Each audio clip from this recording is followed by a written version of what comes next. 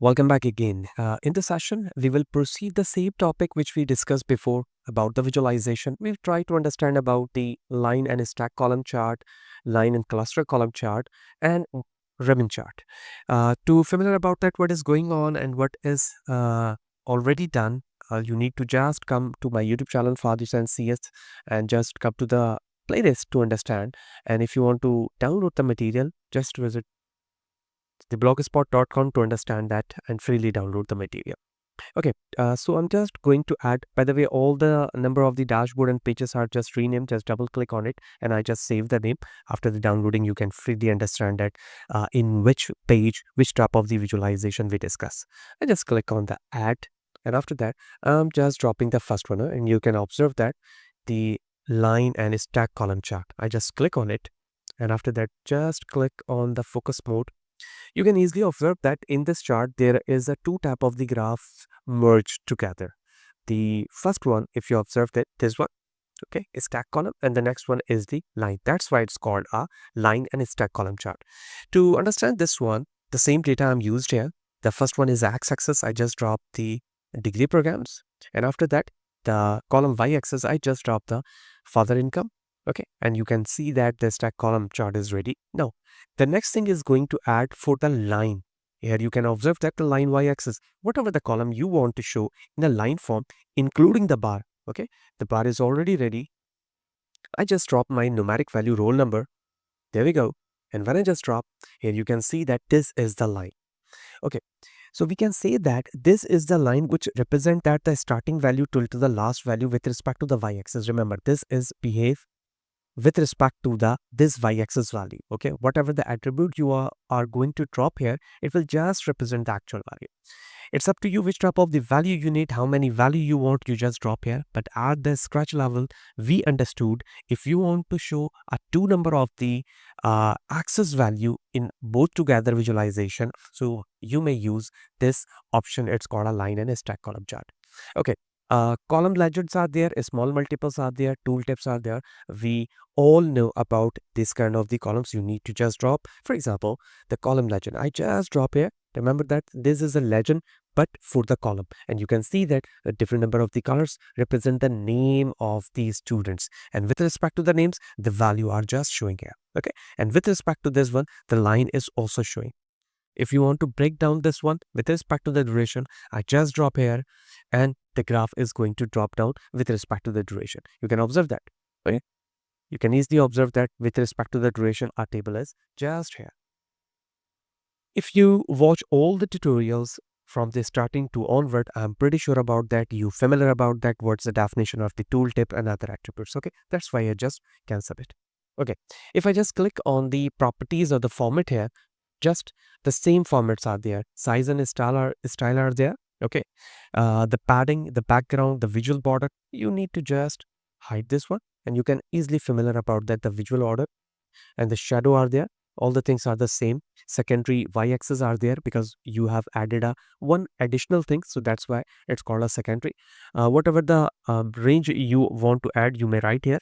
Okay, so whatever the range, for example, the minimum one, you can say that the maximum one, whatever the values you want, you can write here. By the way, this is not a right value here, so you need to just write a smaller value will be the good one here. Okay, otherwise if not accepted based on the type of the value, remember we have right now a very basic type of the table, that's why these value are not acceptable. So that just delete this one and delete this one as well to get the auto or default value. Now, this is the values here. Okay, I've just click on the value. You can see that the values are accessible. The title, the zoom slider. When you click on the zoom slider, or all the things I have already explained up, and just briefly explain this. Just shaded area, whatever the shaded area under the line, it will just showing here. Okay, the data labels are there. Okay, this is a data label. Similarly, series label are there because this is the series label. Okay, and total labels is there. Just click on it. The total values are here. This is a total label.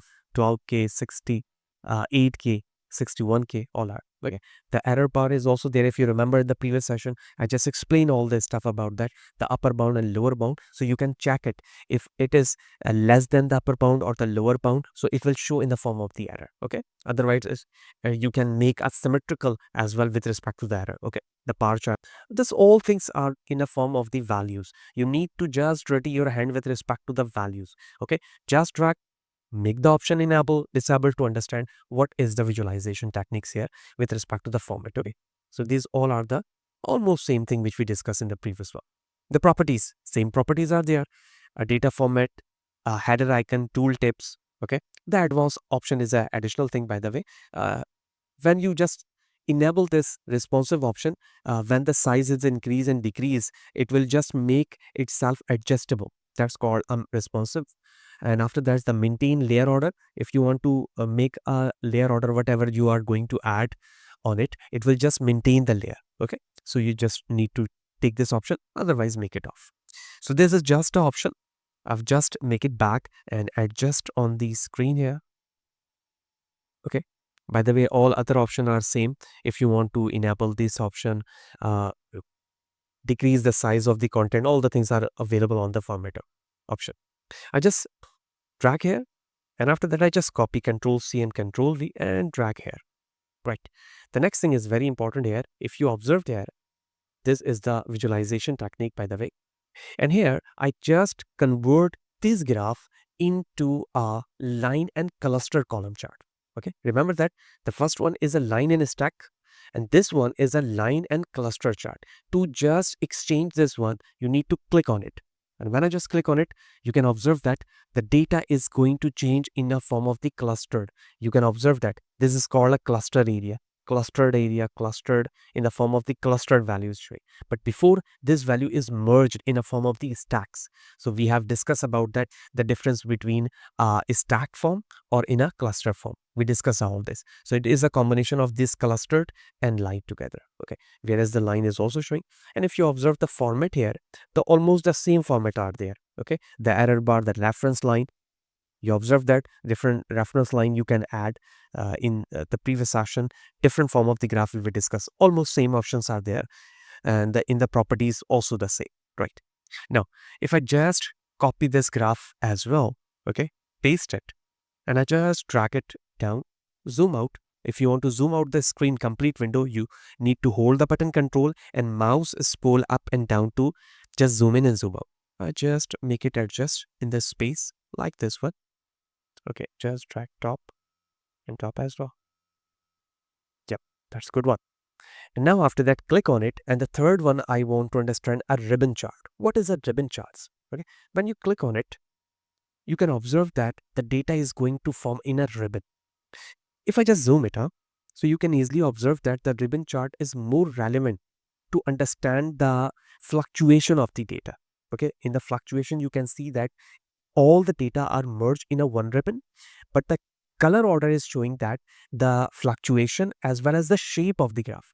So we can say that in this format of the data, if there is a more visualization requirement in a form of the variation of the value, so you may use a ribbon chart as well. So I will show you some another important aspect of this one in a format.